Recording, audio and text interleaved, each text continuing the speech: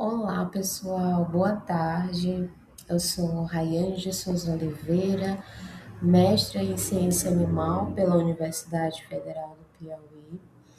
E hoje fui convidada, a dar uma palestra que eu particularmente acho bastante interessante, que está relacionado, ao potencial genético de ovinos no Nordeste do Brasil.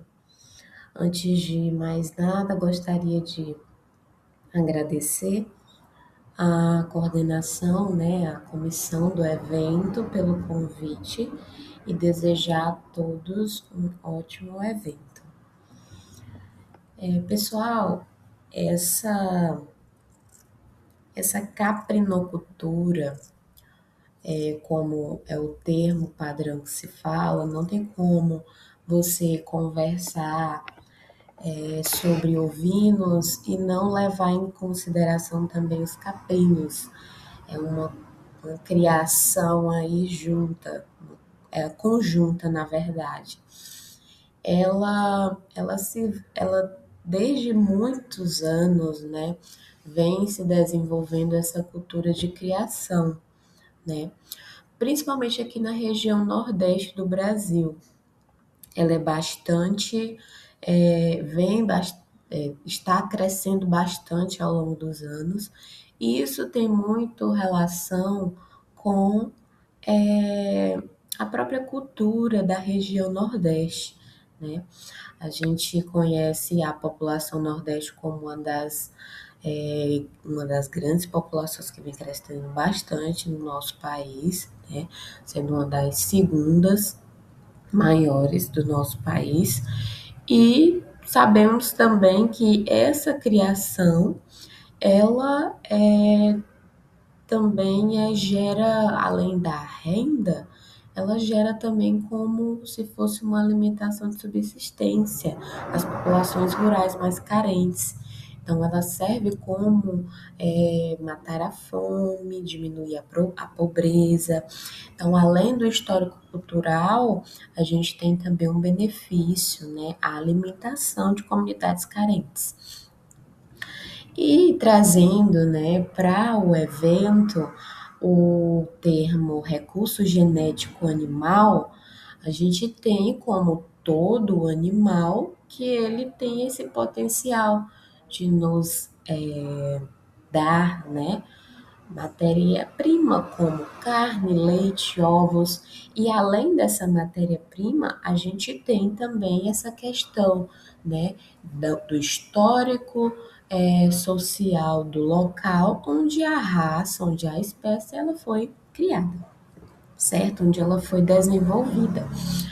E sabemos também que os recursos genéticos eles estão diminuindo anualmente, e isso é bastante preocupante, até porque a população humana ela está aumentando, e esses recursos genéticos eles deveriam, na verdade, crescer juntamente com a população brasileira, né? As questões climáticas, elas vêm também preocupando, né? E aí entra a questão, como e que raça utilizar? Qual que é a melhor para ser utilizada numa situação dessa? Uma raça exótica, uma raça internacional, uma raça que tem uma maior produção de carne, uma raça que tem maior produção de leite, e em comparação a isso, uma raça naturalizada, ou seja, uma raça que é do nosso país, que foi naturalizada aqui, que consegue enfrentar as demais condições climáticas, consegue enfrentar fome, seca, as condições edafoclimáticas, como a gente fala. E aí você fica naquela dúvida, né? E aí vem o posicionamento padrão, né? Vem o raciocínio lógico de que é claro que a produção da carne, do leite, da pele, ela é importante, mas isso não adianta trazer uma raça assim sem ela ter resistência a essas condições climáticas no nosso país. Então, o correto seria realizar cruzamentos de raças que têm aptidão, né, para esse tipo de matéria-prima e raças que têm aptidão para resistência. Raças que têm aptidão para resistência até mesmo à verminose, né? E alguns ectoparasitas que a gente sabe que existem muitas que têm essa resistência.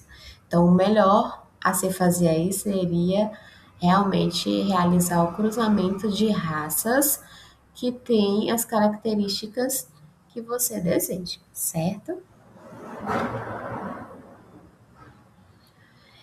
Durante muitos anos, algumas, né, raças, como eu falei anteriormente, como raças de ovino, como o Doppler,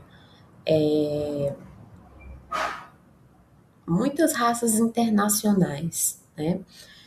Vindas do continente africano, Espanha, demais outros países, muitos rebanhos foram trazidos, né, ao Brasil. E houve uma diluição das raças locais. Isso pode, né, e continua prejudicando a caracterização genética dessas raças naturais, né, dessas raças que são nativas da região e que não, o seu DNA, né, não pode ser diluído, até porque são raças que têm resistência ao nosso clima, à situação, né, que dar, né, essa resistência a essas raças. Então, estratégias de conservação e melhoramento genético é crucial, né, para manter, conservar essas raças locais, né?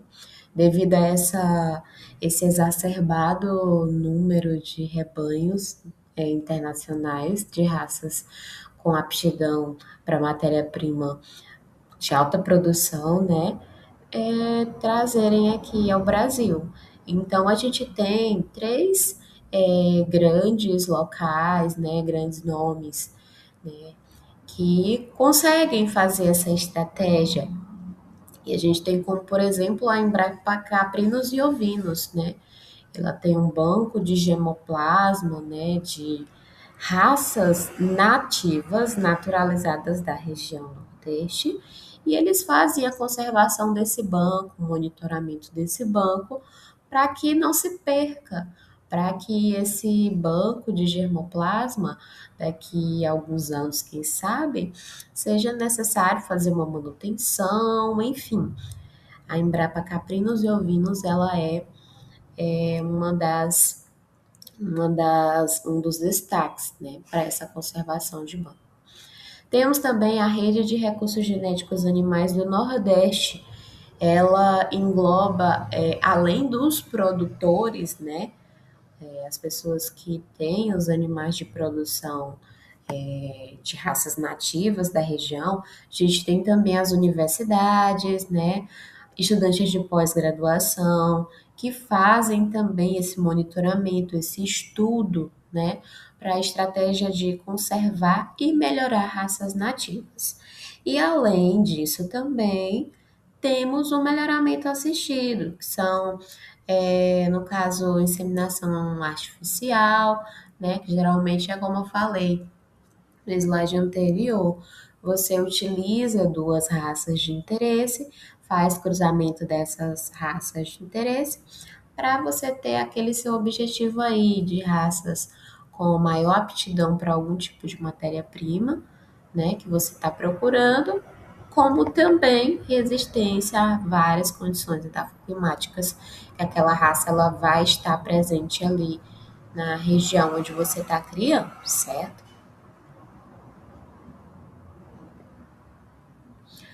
Trazendo um pouco das características biológicas e físicas também dos ovinos, a gente tem esses animais como de grande importância anteriormente, como eu falei, de um valor histórico-cultural para a região nordeste do Brasil, certo? Principalmente na região semiárida. Esses animais, eles conseguem se adaptar a diferentes dietas também. Até porque os animais eles têm uma estatura baixa, né, uma cabeça pequena, os lábios eles são bastante móveis, o que permite ele selecionar, né, bastante partes mais ricas dos vegetais. E aí a gente tem aqui nesses dois vídeos que eu trouxe para vocês a raça Doppler, uma raça que ela é internacional, ela tem a sua origem africana, mas também tem algumas raças internacionais podem ter origem da Espanha também, certo? É uma raça com alta produção de carne. Você pode perceber que a cabeça do animal ela é totalmente escura, com relação ao restante do corpo, e a carcaça do animal você vê que tem bastante musculatura. E aí nós temos aqui embaixo um outro vídeo de uma raça muito relevante aqui na nossa região do Nordeste, a região semiárida. A gente tem aqui a raça Santa Inês, é uma raça que, apesar de que, comparada à raça Doppler, apesar dela não apresentar uma carcaça muito desenvolvida, mas até hoje ela é considerada uma das raças de alta produção de carne, certo? Então, a gente tem aqui dois exemplares de ovinos que podem fazerem, né, o cruzamento, melhoramento genético para fazer uma progenie, né, melhorada com melhor aptidão de carne, melhor resistência a regiões, né, a certas regiões aqui do Nordeste. E trazendo aqui um pouco para vocês a questão de números, né?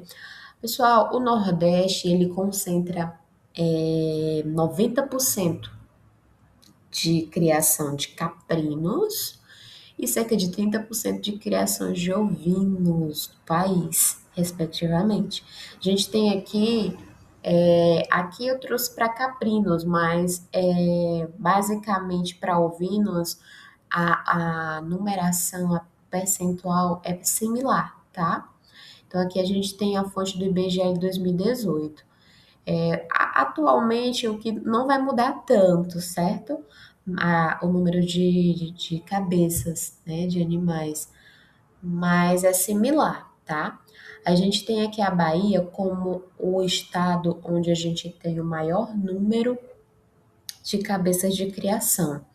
Aí vocês têm aqui, veem aqui o Piauí como o terceiro estado do Nordeste do país, como sendo um dos maiores produtores, né, criadores de cabeças desses animais, em milhões. Então, a gente tem aqui cerca de 10 anos, ó, de 1998 até 2018, o Piauí ele tem mais de 1.500.000 1.500.000 de cabeças de caprino, similar ao ovino, certo?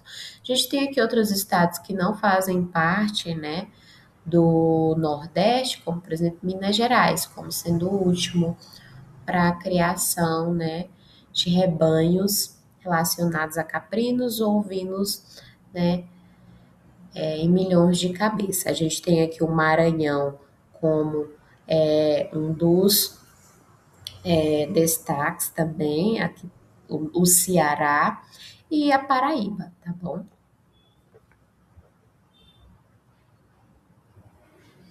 Vale ressaltar também, pessoal, que essa questão de número de cabeças, o efetivo rebanho de um determinado estado para essa espécie, para ovinos, vale considerar também que a criação extensiva ela é muito marcante na região, ou seja, o rebanho ele fica, vamos dizer que disseminado no pasto, na nos hectares das fazendas ou do sítio ou da propriedade em que o produto está criando esse animal. Então, não existe aquele controle na alimentação, no peso do animal, no tipo de água que o animal está bebendo, na separação de animais que estão doentes dos que estão saudáveis. Não tem esse monitoramento específico para cada animal. Então, o ganho de peso, né, a evolução do animal, ela não é controlada. Então, geralmente, para se ter uma alta produtividade, é necessário que estratégias de manejo sejam colocadas, né? E a forma como é feita a criação do animal, isso influencia bastante, certo? Então, o ideal seria fazer esse controle, certo? E aí a gente tem aqui exemplos de derivados cárneos de ovinos, né? A gente tem também, além dos derivados cárneos, a gente tem também os derivados de leite, né? No caso aqui, para ovinos, a gente tem os derivados de carne. Aqui a gente tem exemplares de leite de cabra desenvolvido pela Embrapa, que ainda estão em desenvolvimento, né? Geralmente, esse consumo de carne ovina, ela está muito relacionada a costumes e tradições da região. Muito difícil você encontrar uma pessoa que diga que goste muito de consumir carne ovina ou carne caprina. E isso se dá porque geralmente muita gente tem aquele preconceito ou um receio também de consumir essa carne. A questão do cheiro, a questão da cor, do sabor, certo? As questões sensoriais da carne.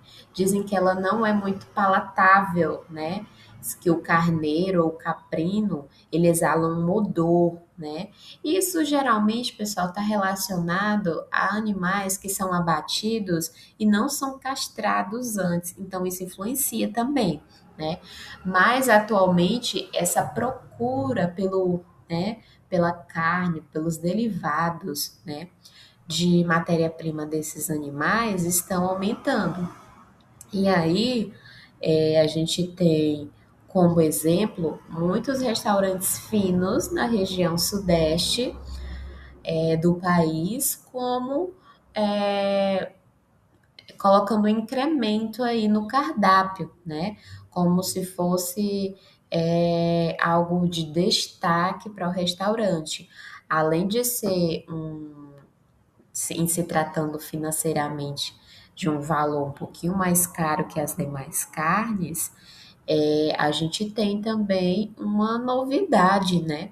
E isso vai alimentando, vai trazendo à população a oportunidade, né, de conhecer, né, porque nós não damos valor a um produto que vem de uma região semiárida que serve de alimentação para populações rurais de baixa renda, e lá na região sudeste ela é tratada como uma das melhores carnes e muito requisitadas pelos consumidores de restaurantes bem finos, bem caros, certo? E em relação ao consumo de carne, pessoal, os ovinos, os caprinos, eles têm um baixo consumo de carne, no caso, de quilo por população anualmente. Não é cerca nem de 700 gramas, não. É um valor irrisório quando você compara com com carne bovina ou com carne de aves ou com carne suína. Mas mesmo assim, os consumidores por carne, eles vêm buscando carnes com melhor taxa de gordura, questão de ácidos graxos, certo? E a carne ovina e caprina, ela está nessa lista, por apresentar baixo teor de gordura, certo? De gordura principalmente saturada, e por ser uma fonte de alto valor proteico, né? relacionada às demais outras proteínas de origem animal bovina, suína, tá? E de aves. E aí, pessoal, vem a questão. E o que fazer, o que estudar com esse recurso genético animal? E aí a gente tem o exemplo da miostatina, né? É um gene que está relacionado à dupla musculatura em animais. E esse gene, ele está localizado no cromossomo 2 de ovinos. Aqui a gente tem o padrão de banda desse gene, cerca de 269 pares de base, né, em todas as amostras de ovinos que foram coletadas, e aqui a gente tem um padrão de banda para se comparar, para saber se realmente esse fragmento de DNA aqui, ele realmente é desse tamanho, certo? Então, esse gene aqui, ele é o gene da miostatina, que é estudado em ovinos, que também é estudado em bovinos, tá? Aqui eu trouxe uma imagem para vocês de uma musculatura dupla em bovinos, que é bastante estudado, tá?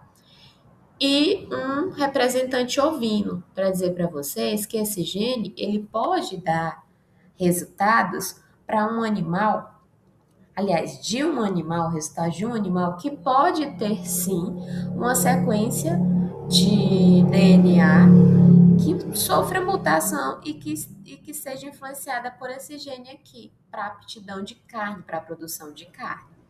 E a gente tem também o gene da calpastatina, que é um gene que está localizado no cromossomo 5 do DNA ovino, tá? Do genoma ovino. E ele tem um padrão de banda de mais ou menos um fragmento do tamanho de 600 pares de base, tá? Como vocês podem ver aqui no gel. E esse gene ele está relacionado à maciez da carne, né?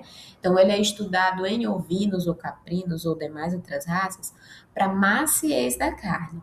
Então esse gene da calpastatina ele está agindo em conjunto com outro gene chamado calpaína, né? São duas enzimas, né, que podem deixar a carne mais macia ou mais rígida. Isso vai depender da taxa de expressão desses genes. Quanto maior a taxa da calpastatina, menor a taxa das calpaínas. E são as calpaínas que amaciam a carne depois que o animal é abatido, o chamado pós-mortem, o amadurecimento da carne. Então, se o gene da calpastatina tiver com expressão maior, as calpaínas não vão desenvolver sua função direitinho, e aí a carne ela vai ficar mais rígida. E nos laboratórios, né, nas análises, após o abate dos animais e a maturação da carne, é retirado um pedacinho, um bife da carne pré-cozida, e depois existe um equipamento para calcular a força de corte que é colocada nessa carne. E dependendo da numeração, você vai dizer se aquela carne ela está no padrão de mais macia ou mais rígida, tá? Aí você chama de força de cisalhamento, para saber se aquela carne ela realmente ela é macia ou ela é mais rígida. E por fim, pessoal, a gente tem outro gene aqui, que é o gene PPAR-GC1A. Esse gene, ele está relacionado ao chamado mamoeiro, que é aquela carne que está impregnada intramuscular, aliás, a gordura que está impregnada na carne, né? A gordura que está ali intramuscular, como vocês podem ver aqui nessa imagem. E aí a gente tem aqui o gene, né, que está relacionado à qualidade da gordura, e esse gene está localizado no cromossomo 6, tá? Do DNA ovino. Então, a gente tem aqui o padrão de banda desse gene, tá bom? E ele também é estudado em ovinos. E aí aqui tem a metodologia, o resumo, né, de todo esse processo. Você pode coletar o sangue, a saliva ou o pelo desse animal como amostra. Você extrai o DNA desse animal. realiza a amplificação desses genes que eu falei para vocês, né? O gene que está relacionado à produção de carne, ou à maciez de carne, ou à deposição de gordura, e depois você envia suas amostras para uma empresa terceirizada para sequenciar, para você saber se existe ou não mutações, variações na sequência desses genes. E se essas mutações elas interferem ou não na produção da carne, na maciez da carne ou na deposição de gordura. E aqui eu trouxe para vocês, pessoal, os resultados de um alinhamento de sequência de genes que já foram sequenciados no período da minha dissertação para caprinos. E aí a gente tem aqui exemplos de animais que sofreram, ó, deleções, né, ó, deleções. A gente tem aqui raças que perderam aqui, ó, fragmentos, né, sequências de DNA. E teve outras raças também que a gente teve substituições, mutações de substituições. No lugar de uma guanina, a gente vê aqui uma adenina. E aqui vice-versa, no lugar de uma adenina, a gente vê uma guanina, tá? Aqui, por exemplo, a gente viu no lugar, a gente vê, na verdade, no lugar de uma timina, uma adenina. Então, aqui são mutações pontuais e aqui são deleções, né? Uma grande quantidade de base nitrogenada que você não vê mais aqui na sequência de DNA que foi sequenciada, tá? Desses animais. E isso pode influenciar nas produções, né? De carne, na produção de deposição de gordura, né? E na maciez da carne desses animais. E aqui a gente tem uma rede de haplótipos, ou seja, é um conjunto, tá? De animais que tiveram mutações parecidas e que se aglomeraram em um grupo, tá? Então, aqui a gente tem três tipos de raça. A gente tem a raça canidé, a raça azul e anglo-nubiana, trazendo para os caprinos, né? Os resultados. E aí a gente tem aqui que o haplótipo 5 foi o grupo que se concentrou mutações parecidas com a raça anglo-nubiana e raça canidé, tá? O haplótipo 2, a gente vê que foram raças que se agruparam como azul, anglo-nubiano e canidé, e haplótipo 1, 4 e 3, a gente vê que as raças elas se agruparam individualmente, ou seja, as mutações na sequência de DNA, as mutações que essas raças sofreram foram exclusivas delas, tá? Então, por isso que os haplótipos aí foram de raças individuais. E aqui a gente tem a sequência depositada no banco de genes, tá? Que é o Gene Bank. Que aí você pode comparar essas mutações que ocorreram nas amostras que você fez com outras raças, como ovinos, como bovinos, bubalinos, antílopes, tá? E aí a gente vê que essa deleção que ocorreu, né, que eu mostrei para vocês, numa sequência de 5 pares de base mais ou menos, ela é exclusiva de caprinos, tá? Ela não tem marco, né, destaque em ovinos, bovinos, na verdade ela nem tem, tá? Essa deleção. Então ela é exclusiva de caprinos, tá bom?